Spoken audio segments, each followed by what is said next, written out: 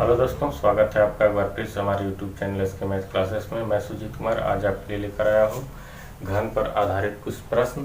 पहले घन के बारे में चर्चा कर लेते हैं दोस्तों। घन एक ऐसी आकृति होती है जिसकी लंबाई, चौड़ाई और ऊंचाई ये तीनों बराबर होती है। कहने का मतलब एक तरह से पासा देखे होंगे, पासा समझ लीजिए।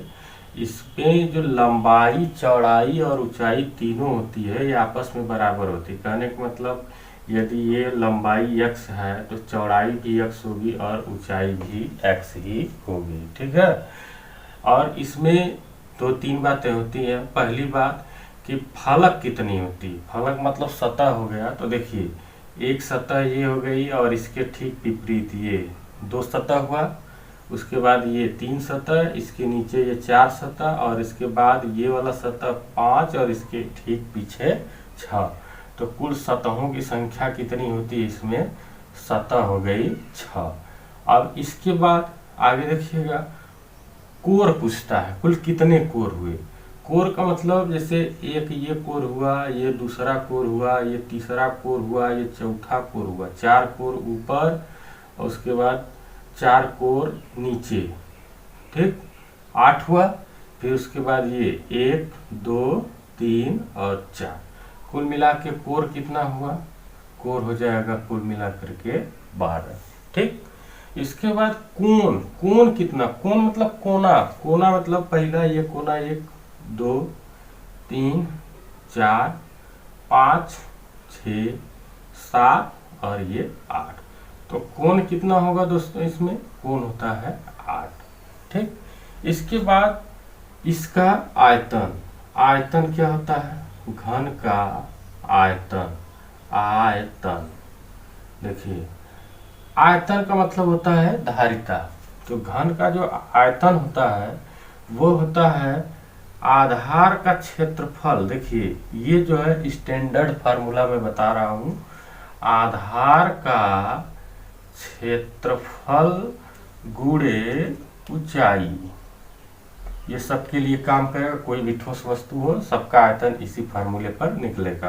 आधार का क्षेत्रफल गुणे ऊंचाई। अब जरा सोचिए, ये घन है तो इसका आधार कैसा दिखाई देगा? वर्ग के रूप में दिखाई देगा कि नहीं दिखाई देगा? और वर्ग का क्षेत्रफल क्या होता है? वो होता है लंबाई गुणे चौड़ाई। कहने का मतलब जो लंबाई है वही चौड़ाई है। तो आधार का क्षेत्रफल क्या हो गया? x गुणे x। और ऊंचाई इसमें देखिएगा, जो ऊंचाई, जो लंबाई है वही चौड़ाई वही ऊंचाई, x गुणे x मतलब ये हो गया x घाते 3, या इसको हिंदी में हम लोग इस तरह से लिख सकते हैं भुजा घाते 3 घन इकाई। ये हो जाएगा घन का आयतन। दूसरा होता है घन का संपूर्ण पृष्ठ। संपूर्ण पृष्ठ, संपूर्ण पृष्ठ का मतलब कुल सतह का क्षेत्रफल से है। अब देखिए दोस्तों, इसमें चाहे हम ऊपर से देखें, चाहे नीचे से देखें, चाहे दाएं से देखें, चाहे बाएं से देखें, हमें जो पहली सामने वाली सतह दिखाई देगी वो कैसी दिखाई देगी? वर्ग के रूप में दिखाई देगी, ठीक। और चूंकि इसकी सारी सतहें आपस में बराबर हैं तो वर्ग के रूप में दिखाई देगी। तो एक सतह का क्षेत्रफल निकाल लें और कुल सतहों की संख्या से गुणा कर देंगे तो घन का संपूर्ण सतह मिल जाएगा। तो एक सतह का क्षेत्रफल कितना हो गया? x गुणे x, ठीक। और कुल सतहें कितनी हैं? कुल सतहें हैं 6। तो इसको हम लोग इस तरह से लिख सकते हैं 6x², या हिंदी में इसी को लिखा जाता है 6 गुणे भुजा स्क्वायर। ये हो गया घन का संपूर्ण पृष्ठ। इसके बाद विकर्ण पूछता है, घन का विकर्ण। घन का जो विकर्ण होता है दोस्तों, इसके लिए फार्मूला होता है अंडर रूट लंबाई का स्क्वायर प्लस चौड़ाई का स्क्वायर प्लस ऊंचाई का स्क्वायर, ठीक। तो इसमें क्या होता है दोस्तों, जो लंबाई वही चौड़ाई वही ऊंचाई। तो लंबाई x² प्लस चौड़ाई x² प्लस ऊंचाई x², इन सबको जोड़ेंगे तो ये हो जाएगा अंडर रूट 3x²। मीन्स इसको इस तरह से लिखा जा सकता है x√3, या इसे को कहते हैं हम लोग भुजा भुजा कड़ी में 3, ये फार्मूला होता है। ठीक,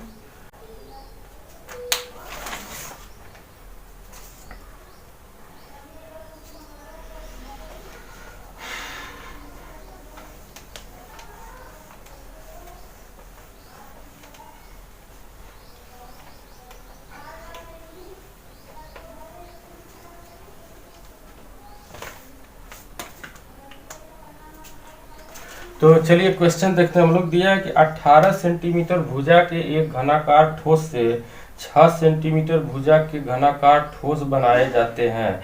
ऐसे बनाए गए ठोसों की संख्या ज्ञात कीजिए। देखिए 18 सेंटीमीटर भुजा का एक घन है। ठीक, 18 सेंटीमीटर एक भुजा का एक घन, इसका 18 18 18। इसको पिघला करके क्या किया जाता है कि 6 सेंटीमीटर का कुछ घन बनाया जाता है। तो इन्हीं घनों की संख्या ज्ञात करनी है। ठीक, तो हमने सपोज कर लिया कि ये जो घन बनेंगे वो कितने बनेंगे, इनकी संख्या हमने मान लिया कि n है। ठीक, अब देखिएगा दोस्तों, इसमें होता क्या है कि आयतन हमेशा बराबर होता है। आयतन हमेशा बराबर होता है, कहने का मतलब 18 सेंटीमीटर वाले घन का जो आयतन होगा वो 6 सेंटीमीटर घनों के n घनों के आयतन के बराबर होगा। इसका आयतन कितना होगा, 18 गुणे 18 गुणे 18, और इधर कितने हैं, n है। अच्छा, और उसके बाद एक घन का आयतन क्या हो जाएगा, 6 गुणे 6 गुणे 6। अब क्या करेंगे दोस्तों, n का जो मान होगा काट देते हैं, 6 तिली 18, फिर 6 से काटेंगे 6 तिली 18, और फिर 6 से काटेंगे 6 तिली 18, 3 तिली के 9 तिली 27, n का मान कितना आ गया, 27। कहने का मतलब कितने घन बनाए जा सकते हैं, 27 घन। दूसरा सवाल दिया है, एक घन का विकर्ण 6 कड़ी में 3 सेंटीमीटर है। एक घन का विकर्ण 6 कड़ी में 3 सेंटीमीटर है, तदनुसार उसके कुल पृष्ठीय क्षेत्रफल तथा आयतन का अनुपात कितना है। देखिए 6 कड़ी में 3 सेंटीमीटर ये दिया है, किसका मान, घन के विकर्ण का मान दिया है। ठीक, हम जानते हैं घन का जो विकर्ण होता है वो होता है भुजा कड़ी में 3, और ये बराबर हो गया 6 कड़ी में 3 के, कड़ी में 3 से कड़ी में 3 कट गया, भुजा का मान कितना आ गया दोस्तों, 6 आ गया। भुजा का मान कितना आ गया, 6। अब सवाल में कहा है कि उसके कुल पृष्ठीय क्षेत्रफल तथा आयतन का अनुपात ज्ञात कीजिए।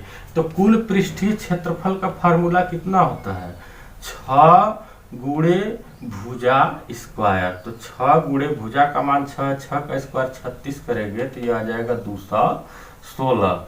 यहाँ पर लिख देते हैं सेंटीमीटर स्क्वायर। इसके बाद आयतन की बात किया है, तो आयतन का जो फार्मूला होता है वो आयतन का फार्मूला होता है भुजा घाते 3। तो भुजा का मान 6 है, 6 घाते 3 लिखेंगे तो कितना आएगा, 216। ये आएगा सेंटीमीटर क्यूब। अब सवाल में ये कह रहा है कि संख्यात्मक अनुपात ज्ञात कीजिए। संख्यात्मक अनुपात का मतलब कि 216 का 216 से अनुपात ज्ञात करना है। तो ये कितना आ जाएगा, 1:1। जो अनुपात होगा वो 1:1 होगा। नेक्स्ट क्वेश्चन दिया है कि एक घनाकार बक्से का आयतन 3.375 घन मीटर है, तदनुसार बक्से की लंबाई कितनी है। ठीक है, देखिएगा आयतन कितना दिया है, 3.375 ये दिया है। इसको क्या लिखा जा सकता है, 3375 बटा में 1000 लिख सकते हैं। इसका मतलब ये हुआ कि ये हो गया 15 गुणे 15 गुणे 15, अब बटा में 10 गुणे 10 गुणे 10, इसका पेयर बन जाएगा 3 3 का, तो ऊपर हो जाएगा 15 बटा में नीचे हो गया 10। इसका मतलब हो गया कि 1.5 यही लंबाई होगी बक्से की। अगला सवाल, 3 घन जिनके किनारे 3, 4 तथा 5 सेंटीमीटर हैं को पिघलाकर एक घन बनाया जाता है। नए घन का पृष्ठीय क्षेत्रफल कितना होगा। 3 घन है दोस्तों, इस तरह से 3 घन बना लेते हैं छोटा छोटा। इसका जो है कि दिया है 3, फिर इसके बाद दूसरा घन हमारा इस तरह से हो गया, और तीसरा घन ऐसे। ठीक, तो एक का दिया है 3, इसका दिया है 4, इसका दिया है 5। इन सबको पिघला करके एक बड़ा सा घन बनाया जाता है, एक बड़ा सा घन बनाया जाता है। तो अच्छा ये बताइए हमको कि जो इन तीनों घनों का आयतन होगा वो इस बड़े वाले घन के आयतन के बराबर होगा कि नहीं होगा। ठीक, तो इसका आयतन कितना हुआ, 3 का क्यूब करेंगे 27, इसका क्यूब करेंगे 64, इसका क्यूब करेंगे 125। इन सबको जोड़ेंगे तो इसके आयतन के बराबर आना चाहिए। हमने सपोज किया कि इसकी एक भुजा x है, x घाते 3 हो जाएगा दोस्तों। ये हुआ 216 और ये हुआ x घाते 3, कहने का मतलब x बराबर 6 है। ठीक, इसके बाद इसका पृष्ठीय क्षेत्रफल पूछ रहा है, इस वाले का पृष्ठीय क्षेत्रफल पूछ रहा है, जिसका सूत्र होता है 6 गुणे भुजा स्क्वायर। कहने का मतलब 6 गुणे 6 का स्क्वायर करेंगे 36, तो यह आ जाएगा 216, यहाँ पर लिख देते हैं सेंटीमीटर स्क्वायर। अगला जो सवाल है दोस्तों वो कुछ इस तरह से दिया है कि धातु से बने एक घन की प्रत्येक भुजा 12 सेंटीमीटर है, इसे पिघलाकर 3 छोटे घनों में ढाला गया है। इनमें से 2 घनों की भुजाएं 6 तथा 8 सेंटीमीटर हैं, तीसरे घन कि प्रत्येक भुजा की लंबाई कितनी है। ठीक है, देखिएगा वही सवाल है एकदम। इस तरह से घन है एक ठो बड़ा सा, इसको जो है कि पिघला करके 3 छोटे छोटे घनों में बनाया गया है, 3 छोटे छोटे घनों में बनाया गया है, ऐसे इस तरह से। ठीक, अब इसके बाद ये जो पहला वाला घन है इसकी भुजा 12 है, और 2 ठो जो घन है इसका 6, इसका 8, इसका सपोज कर लिया हमने x है। देखिए आयतन, इन तीनों का जो आयतन होगा, इन तीनों के आयतनों का जो योग होगा इसके आयतन के बराबर होगा। ठीक, अब देखिएगा इसका आयतन कितना हुआ, 12 गुणे 12 गुणे 12, और इसका आयतन ये हो जाएगा 216, इसका आयतन 512, इसका आयतन x घाते 3 हो जाएगा। ठीक, भुजा घाते 3 हम पढ़े हैं। अब ये हो गया 1728, इधर हो जाएगा 728 धन x क्यूब के। अब देखिए 728 को इसमें से घटा देंगे, कितना बचेगा 1000, और इधर x क्यूब, 1000 का मतलब 10 घाते 3, और ये x घाते 3, x घाते 3, ये 3 घात में कट गया, x बराबर कितना आया 10। ठीक है दोस्तों, एक और तरीका होता है, इसको देख लीजिएगा। वो तरीका क्या कहता है कि इन तीनों घनों की जो भुजाएं हैं, इन तीनों घनों की जो भुजाएं हैं, इनके योग का आधा जो होगा इस वाले घन की भुजा के बराबर होगा। ये ट्रिक होता है। तो देखिए 8 6 14 में x जोड़ेंगे, 12 दुना के 24 हो जाएगा, 14 को इधर घटा देंगे, x बराबर कितना आया 10। देखिए यहाँ से भी आया और यहाँ से भी आया। ठीक, अगला क्वेश्चन कह रहा है कि 15 सेंटीमीटर कोर वाले घन को एक आयताकार बर्तन में पानी में डुबो दिया जाता है। यदि बर्तन की तली की लंबाई 20 सेंटीमीटर तथा चौड़ाई 15 सेंटीमीटर हो तो पानी की सतह में कितनी वृद्धि होगी। देखिएगा 15 सेंटीमीटर का एक सपोज कर लिया हमने घन है 15 का। ठीक, इसको जो है कि एक बर्तन में, इस तरह से बर्तन, इसका आधार दिया है कितना 20 और 15, इस तरह से दिया है। अब जो है कि हमने सपोज कर लिया, डॉटेड बना दे रहे हैं इस तरह से कि इसमें h ऊंचाई तक पानी हमारा उठ रहा है। इस घन को जब इसमें डाला जाएगा तो इसकी सतह में परिवर्तन होगा, तो घन का आयतन जो होगा वो उठे हुए पानी का आयतन होगा। यहाँ पर हम लिख देते हैं घन का आयतन बराबर उठे हुए पानी का आयतन। घन का आयतन बराबर उठे हुए पानी का आयतन। तो घन का आयतन कितना हो जाएगा 15 गुणे 15 गुणे 15, उठे हुए पानी का आयतन, आधार का क्षेत्रफल गुणे ऊंचाई, आधार का क्षेत्रफल कितना हुआ 20 गुणे 15, ऊंचाई कितनी हो गई h। ठीक है, अब देखिएगा 15 से 15 कट गया। ठीक, इसको काट देते हैं, ये हो जाएगा 5 तिहाई 15, 5 चौका 20, 15 का गुणा कर देते हैं, 15 तिया 45 हो गया। 45 को 4 से भाग दे देंगे, h का मान आ जाएगा। तो 45 को जब 4 से भाग देंगे तो आएगा 11.25 सेंटीमीटर। आगे कह रहा है कि धातु के बने 3 ठोस घनों की कोरें क्रमशः 30, 40 और 50 हैं। 30, 40 और 50 कह रहा है। इन्हें पिघला करके बनाए गए घन का संपूर्ण पृष्ठ ज्ञात कीजिए। ट्रिक से लगा देते हैं। इनका जो योग का आधा होगा वो जो है कि वो बड़ा वाला जो घन होगा उसके बराबर, उसकी भुजा के बराबर होगा। तो 40 30 कितना 70 और 5 120 को 2 से भागा दे देंगे। यक्स का मान कितना आ गया दोस्तों 60 हो गया। अब संपूर्ण पृष्ठ कितना होगा, तो संपूर्ण पृष्ठ होता है 6 गुणे भुजा स्क्वायर। तो 6 भुजा का स्क्वायर मतलब ये हो जाएगा 3600, गुणा कर देते हैं 216 00, ये हो गया सेंटीमीटर स्क्वायर के।